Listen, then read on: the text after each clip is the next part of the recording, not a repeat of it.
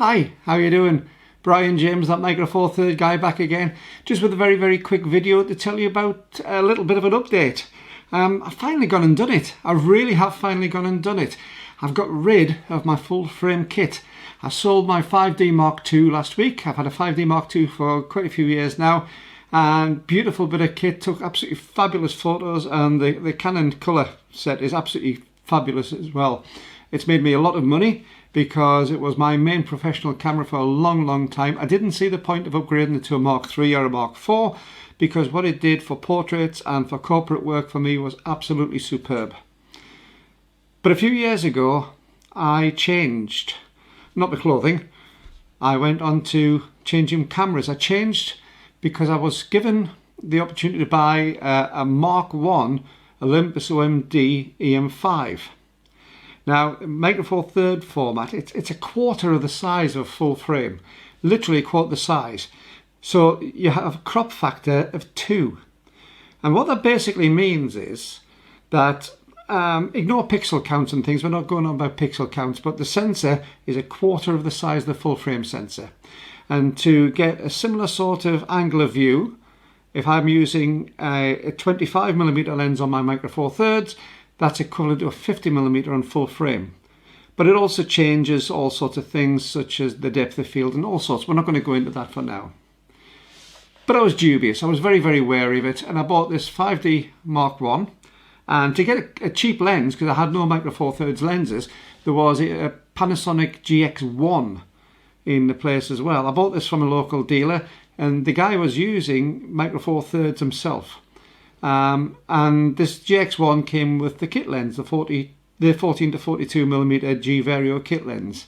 So I actually bought the GX8 for the lens, and I think the whole thing was £150 or something. It was dirt cheap at the time, and the OMD EM5 was a few £100, maybe £300 at the time. And I was dubious, but I took it across to Normandy to the D-Day landing beaches. And used it for quite a few shoots over there when I was across there with a whole lot of cadets, and came back and the results were fabulous. And not only that, the camera was easily half the weight of what I've been used to carrying. Now I actually took my 5D and, I beg your pardon, I took my 7D and the kit on that, the APS-C camera, and this EM5 across with me, and with the intention of alternating days just to see what would happen. I ended up using the 7D for one day. The rest of the time was all just using the Micro Four Thirds with the 14 to 42 kit lens. It was absolutely superb. And so I got hooked and went on to using an OMD EM1, and then eventually bought the camera which I'm filming this on, which is my G9. Now my G9 is the top of the range of the stills camera on the Micro Four Thirds for Lumix, although they do a more expensive camera insofar as the GH5, which is more video orientated. But having said that, the video on the G9 is unbelievable quality. So I got hooked on that, and I've been using my Olympus OMD EM1 for a long time. And again, like an awful lot of other cameras, I haven't gone to the higher systems. I didn't need to. When I need to buy a new camera, I will. But the OMD EM1 Mark I is absolutely superb. There are limitations, but for what I shoot, they're great. Then came lockdown last year, and my photography business went pretty much down into the weeds. How do you photograph somebody when you do portraits and there's no one around to photograph? They're all isolating and keeping indoors. So my photography went off the boil. I closed the business temporarily. It will be reopening again, probably very soon with the change in lockdown in the UK. But I decided that it was worth just pulling back from it, and I actually lost something of my mojo for taking photographs. I got somewhat bored with the idea of taking photographs.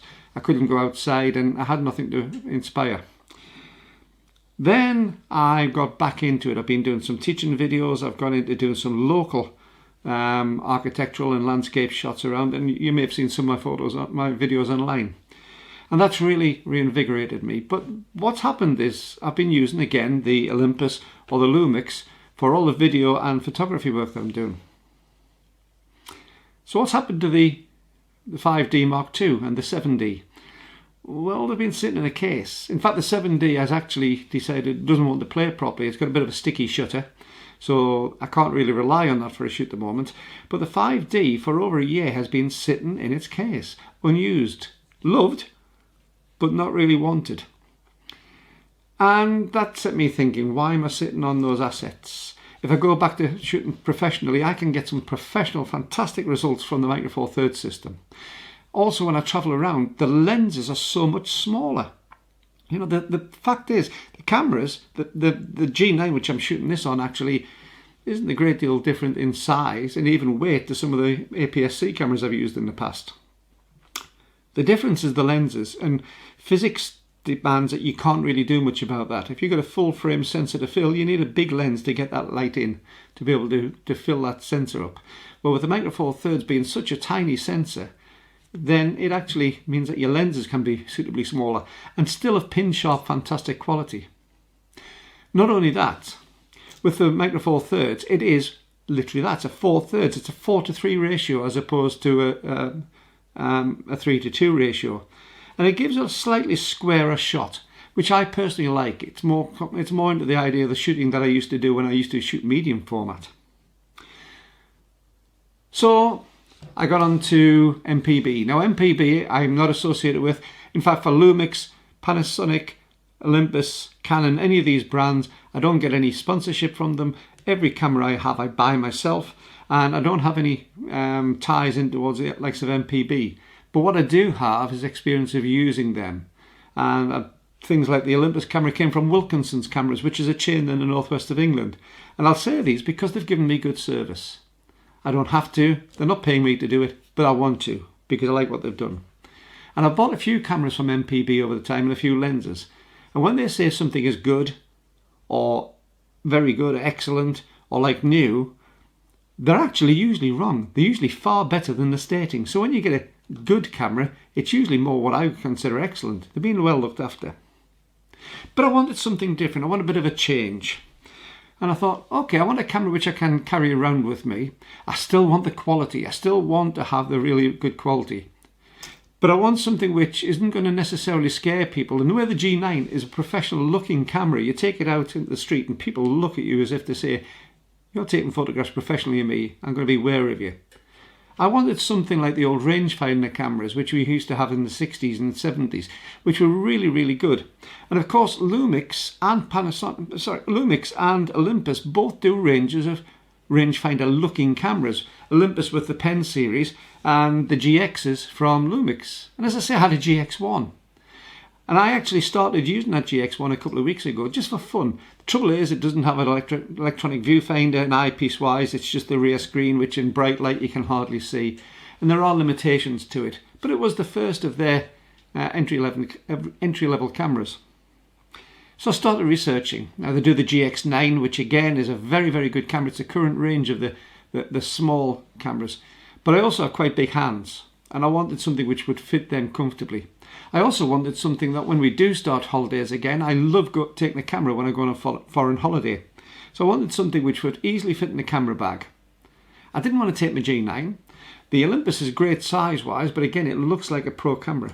And I found what I consider to be the most interesting of the lot, which is the GX8. And I got this today. Now, I got the GX8. I traded in my 5D Mark II along with all my full frame lenses. I got rid of 4 lenses which I've retained up to now, because I got rid of a few lenses a year or so back, but I kept 4 prime lenses and I changed them over and I got this. Now I got this with another lens as well, another prime, a 17mm Olympus 1.8 prime. Great little lens. Unfortunately I can't show you it. Why? Because I'm filming on it at the minute. So if the results of this turn out well, then great, we've got a marvellous little lens. So I've stuck my little 45mm Olympus on the front. This is actually longer than the 17mm, but you can see it's tiny. It's absolutely minute. Now, I haven't had a chance to shoot with this at all. I've literally charged the battery up, but I love the fact it's got the turny flippy screen, which is the same as on the G9, which is different to the back of the EM1 Mark 1 because it just has the flip up, the tilt up and down screen. The Mark II has the fully articulated screen. But I love the styling of it. I've gone for silver because it looks a little bit old-fashioned, but it's still got the 20 megapixel sensor on of the G9. It's got some fantastic modes. It's 4K video. One or two drawbacks I've already noticed at the minute though. It has a 2.5mm jack for the audio in as opposed to 3.5mm, so I had to order a couple of adapters, but I'm not really that worried about it. The good thing is the control layout is typical of the rest of the Lumix range. It's so used to it, it's untrue. A little bit different with the exposure compensation being a big knob on the top. But if you forget about the numbers and you just keep it on the eyepiece or on the rear viewfinder, then it's the same as any other camera. I'm really impressed with the feel of it. I like something which has got a decent sized grip. Now, it's not as big as I would like on the G9 or even on the Olympus here, but it's still reasonable good grip. And I tend to use a lot of these wrist straps. The wrist straps I find fine. I don't tend to use neck straps very often. And these elasticated wrist straps are just nice. I don't find them a problem, and I carry the camera around just in my hand. So if I'm seeing anything, if I'm doing anything, I've always got it to hand. It's easy. If I do drop it, it's safe. It doesn't go anywhere. And because there's a bit of a spring on there, it takes all the shock out as well. Because on the things like the Olympus, there is a known problem on the Olympuses with the strap holders, which will come detached from the body. So I am a little bit wary on it with that one. But there again, a neck strap would be just as bad. So what do I think about this up to now? Well, as I say, I haven't had a chance to shoot it, and you'll see the results very soon. I do like the feel of it. I love the look. I like the fact that it's offset. One of the things that I found with most of the SLR type cameras is you'll notice I've got rather a Concorde type nose. It's a bit of a large implement on the front of my head, and on some of the touch screens it is actually possible that the nose can hit the screen if you've got the screen shown, and actually do adjust some of the things, especially such as the focus area. So I tend to have the screen tucked in. The problem is I do like the quick menus, which means that you need the screen exposed. So you've got the worst of both worlds. You can't have the screen being seen because of my nose, and it means that you don't have the quick menu. With this, the eyepiece is actually, my nose is at the side of the camera. It's incredibly comfortable. I've still got the camera in front of me, and it means that I can't accidentally knock the screen. I'm not touching the screen at all with my face. And it means that if I want to, then let's bring this back on, I can go straight into the Q menu on the back, and I've got all the controls to hand very easily. The camera was bigger than I expected, to tell you the truth. I did think it was going to be something of a real compact camera, but if it's anything, it's actually slightly larger than the OM1 Mark 1. It's certainly smaller than the G9, which I'm doing this video on, but it is still quite a big chunky camera. And the build quality, it's built like a brick. It really is. It is solid. It's a magnesium alloy chassis, the same as the rest of the high-end cameras. It really is solid. The only things that I don't like on this, and it seems to be common across these cameras, the SD card is housed in beside the battery. Now that's great unless you're using something of an L bracket for doing portrait shots. Then it can be a little bit of a pain because you have to take it off the bracket to change the SD card. It's only a single SD card on this, but that doesn't really bother me. So does the OM1. The G9 has a dual card, and I usually keep the dual cards just to put the video on separately. It's got a few reputation problems. I've done my research online to see about the known quirks and foibles on it. It was the very first generation of the 20 megapixel sensor. It does have the contrast only autofocus, which is common across the Lumix range, whereas the more modern Olympus cameras have phase detection as well as contrast autofocus. But I've never really had a problem on the Lumix with the autofocus. It does hunt occasionally on video, but I'm hoping with this lens that I've got on now, I've got it on manual focus now. I tend to be a lone worker, so I don't have a cameraman. So I've got the screen at the side that I'm looking at, and I do have the highlight on, so I can see that there's some purple streaks around the hair and things. And I've tried to get it so that the depth of field isn't too bad, so I should be reasonably well in focus. And I'm hoping it's going to be the same on this. Again, I have to try it. I do like the format of it. I do like the form factor. One of the things actually I'm not sure about, I think I might really appreciate it, but I haven't tried it, is the flick-up eyepiece. Now, one of the things I used to love when I was younger, I got started originally on twin lens reflex cameras, where you flip the top up and look down into the camera and it was at waist level and you look through. And that's something I've used the flip screen on the Olympus a few times for. I'll just take this off my wrist. I've used the flip screen on the Olympus a few times for, because you can flip it up and pull it out and look down on the camera as you're doing it. It's really, really good. Sometimes though, I would just like to have it at eye level, because again, if you've got bright sunlight, you can't see that. Well, with the Lumix, the eyepiece will flip up and you can get it to sort of 45 degrees, or even to vertical and look straight down onto it. I don't know how useful that's going to be. The proof is going to be in the pudding somewhat. So we've gone to this camera. To tell you the truth, from the small amount of holding it, it feels better in the hand than the G9 does, which I'm really rather pleased with. I traded in the lenses for on my 5D Mark II and got this, and as I say, the lens there, and some money back.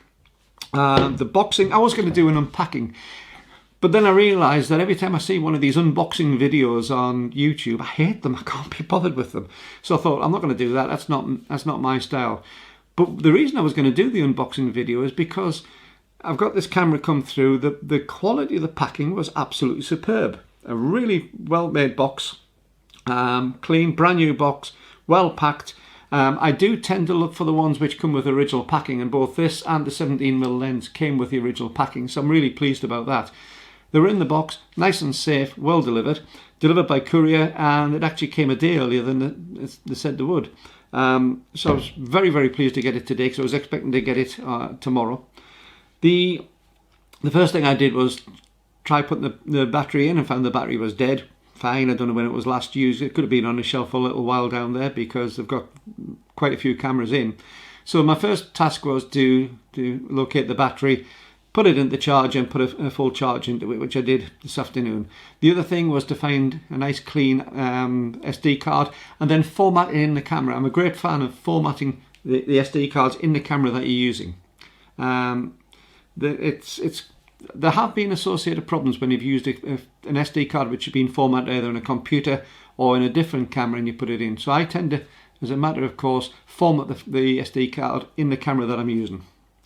So I did that, checked it all over, went through the menus. The menus are so familiar because they're almost identical to what's in the G9, and set it up. There are loads of function buttons on this. There's one on the front which I actually haven't quite sussed out what that's for yet, but there's a button in the centre of the main dial. There's a function button just behind the record button there. There's a function button in the centre between the switch for the autofocus style, whether it's single shot, manual or continuous. And also, what I was really pleased with, the Olympus has a sliding clutch, which is quite common on some of the Olympus lenses. So you pull it back for manual mode and gives you a distance ring, which I find really useful and really missing on an awful lot of 4/3 lenses if I want to do manual focus. Well, the Olympus allows you to do that.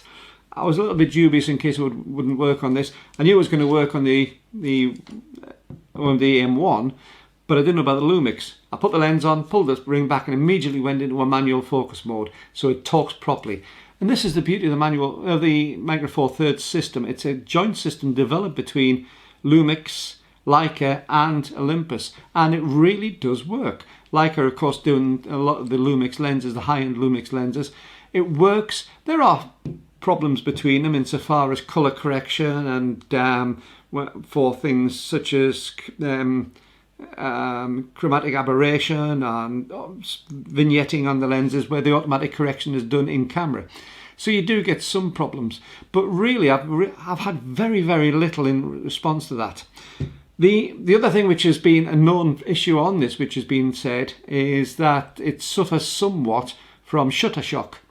But the more research I've done on it, it seems to be something which was picked up very early on, shutter shock, and everybody picks up on it. But the more I've delved into it, it seems to be just one lens in the whole of the Panasonic range, and I can't find anything in the Olympus range which is doing it, and there's one lens which seems to report back a shutter shock. This is the version 2.1 firmware which has been updated onto it, so I'm hoping a lot of the problems will have been eased on that. So, conclusions on the camera. Superb. I really am impressed. It is very solid. It's very neat in the hand, very easy. I love the offset eyepiece. I love the fact that it doesn't look like too much of a pro camera. You look like more of an enthusiast, which I think on the street would give you a bit of an easier time. It does look a little bit vintage and a little bit non-modern, which again may be useful if you're on holiday. It may make it less desirable for somebody a little bit light-fingered. The lens, as I say, I'm going to see what the results are, but every time I've had an Olympus lens in the past, especially a prime, I've been knocked out, over the moon with it.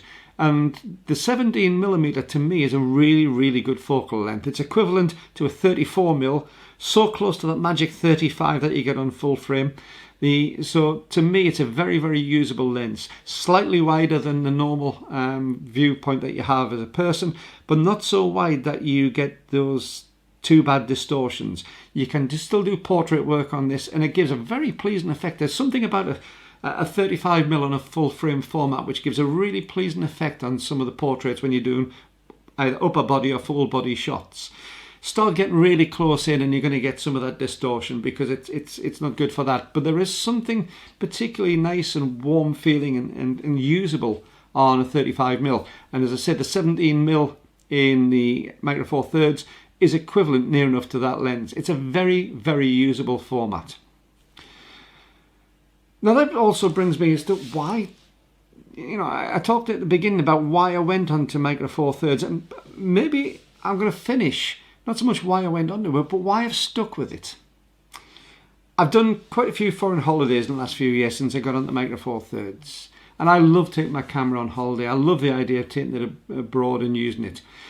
I used to take maybe 2 lenses with my Canon cameras, and that would take me over the limit, over the weight limit for hand baggage. I hate putting my cameras in the stored baggage. I like to have them as hand luggage with me, and also keep my iPad in with me as well if I can, because I don't like that going into the cargo hold. And I found I could take a couple of lenses, and I couldn't take any particularly big lenses. I couldn't take anything fancy. And a collection of primes, which I really enjoy shooting with primes, was causing problems as well with the weight. Well, again, if you consider the size of this is the 45mm, which is equivalent to a 90mm on a full frame camera. It's tiny. That's the lens. It's an f1.8 lens. It is absolutely superb, pin sharp, absolutely crystal clear pin sharp, and that's the size of the lens. It weighs almost nothing. It's well less than half the weight of the equivalent of the Canon. Now when I say Canon, I'm only quoting that because that's what I'm used to shooting, but if you replace that with Nikon, if you replace that with Sony, any of the full frame sort of cameras, you're going to have the same problem. As I say, there's physical limitations of what you can do on lenses. So I can take my full complement of lenses if I want to, and a body, maybe 2, plus the charger, plus whatever I need, and the backpack as well, and still keep it within a 5 kilo carry-on luggage limit. But what I got back was some superb results. And the other thing I've done as well, because we're now, the Olympus, the 1D, I beg your pardon, the EM1 is only a 16 megapixel camera. This one and the G9 that I'm shooting on are both 20 megapixel. They're not considered to be huge by today's standards, but they're still very, very usable. When I first started doing portraits, I was on a 10 megapixel sensor and I thought I was doing well. So you can do an awful lot with them. You can do zooming in, post-production, you can actually do an awful lot and still keep a lot of the resolution. But I've also shot and printed photographs which I've printed up to 40 by 36. And 40 by 36 is great. Normally if you're going to be doing this and taking the full frame, because remember the 40 by 36 I'm chopping pixels off, so the 40 by 30 is going to give you a full 20 megapixel resolution on this in something which is 3.5 foot wide, and I didn't feel the results on that were in the least bit compromised. Now that's a big print, far too big for most houses. You're talking about big stuff, and some of the people who use Micro Four Thirds are actually doing big billboard sized posters out of these and getting some superb results. So what I'm going to do is I'm going to bring this video to an end. Thanks very much for watching, by the way. If you have any comments about these, please let me know below. If you use a GX8, let me know, because I'm really interested on your viewpoints on it. If you use a G9 or an OMD EM1 Mark 1, again, leave me some comments below. The other thing is, if you've enjoyed this video or any of the other videos that I do, hit the subscribe button below. Well over 100 subscribers now. Now, I know that you get subscribers for things, and you know, you get some people who've got 1 million subscribers. That would be lovely. But I'm just some bloke in North Cumbria in the UK who's got a fascination for cameras. So getting 117 at the moment people who subscribe, thank you. I really do appreciate it. You've got no idea how much I appreciate it, because that's 117 people who are taking the time and effort to actually listen to what I do and want to hear more. If you've enjoyed this particular video, give me a thumbs up. And that's really important to me as well, because a thumbs up, what that does is it tells YouTube that it's worth letting other people see it. So when you see these lists of videos, you know, the new releases and things you haven't subscribed to, if somebody's got a few thumbs up on a video, it actually puts it out and encourages it, moves it up there. So again, it lets other people see it. So if you can give us a thumbs up, please do. And the final thing is, if you have really enjoyed it and you'd like to see some more, if you do the little bell, what the bell does is that sends you a message every time I upload a video, either from my little talks here, or if I'm doing one of my tuition videos with my sister. There's another one coming out this week as well, by the way. We're doing a lot with different sort of the rules of photography. She's a beginner photographer, and we're taking her through from the very first stage. Again, you can see that. And also my photo expeditions. There's another one again coming out this week where I go to Weatherall Station, a Weatherall Viaduct in North Cumbria, just east of Carlisle. Really good historical and architectural photo shoots. If you like them, give me those subscriptions, give me a thumbs up and give me a bell, and I'll make sure that you enjoy more videos in the future. Apart from that, I am actually that Micro Four Thirds guy, because I don't have full frame. Goodness, I am really that Micro Four Thirds guy. It's all I'm shooting at the moment. Thanks very much, Brian James. I'll look forward to seeing you again very, very soon. Thanks for watching. All the best.